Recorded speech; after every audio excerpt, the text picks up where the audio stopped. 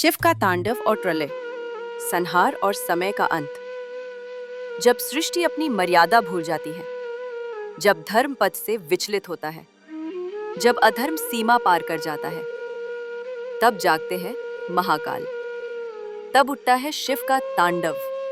तांडव क्या है? तांडव कोई नृत्य मात्र नहीं, ये समय का कंपन है। जब शिव तांडव करते हैं तो हर रचना डगमगाती है, हर गति थम जाती है और प्रकृति अपने मूल में लौटने लगती है। शिव तांडव इज एंक प्रलय। प्रलय इज एंक विनाश नहीं, शुद्धिकरण। प्रलय के प्रकार हिंदू शास्त्र अनुसार नित्य प्रलय, हर दिन की मृत्यु। नैमित्तिक प्रलय, युगों के अंत पर होने वाला संहार। प्राकृत प्रलय, प्रकृति का लय होना। आत्यंतिक प्रलय, आत्मा का मोक्ष, अहंकार का अंत।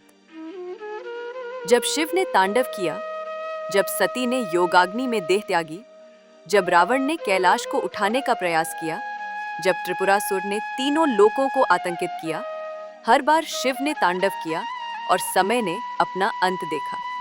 शिव का रौद्र रूप, कालों के काल।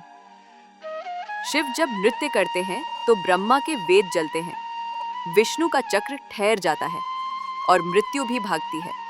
उनका त्रिनेत्र खुलता है, अग्नि निकलती है, त्रिशूल उठता है, पाप कटते हैं, डमरू बजता है, काल का संगीत गूंजता है। भावनात्मक संवाद, पार्वती और शिव। पार्वती, प्रभु सब कुछ क्यों नष्ट कर रहे हैं? शिव, क्योंकि नई सृष्टि को जन्म लेने से पहले पुरानी सड़ी व्यवस्था का अंत होना आवश्यक है। मैं नाश नहीं लाता, अवसर लाता हूं नवजीवन का। तांडव से भयभीत होने की आवश्यकता नहीं, क्योंकि तांडव के बाद आता है शुद्ध मौन, और उस मौन से जन्म लेती है नई सृष्टि। शिव का प्रलय नया आरंभ है। पुनः सृजन और ब्रह्मांडीय चक्र, जीवन की नई लय। जब सब कुछ समाप्त हो गया, जब अग्नि शांत हो गई, जब ध्वनि मौन में लीन हो गई, तब ब्रह्मांड ने एक नई सांस ली, और उस सांस में था शिव का आशीर्वाद। प्रलय के बाद क्या बचा?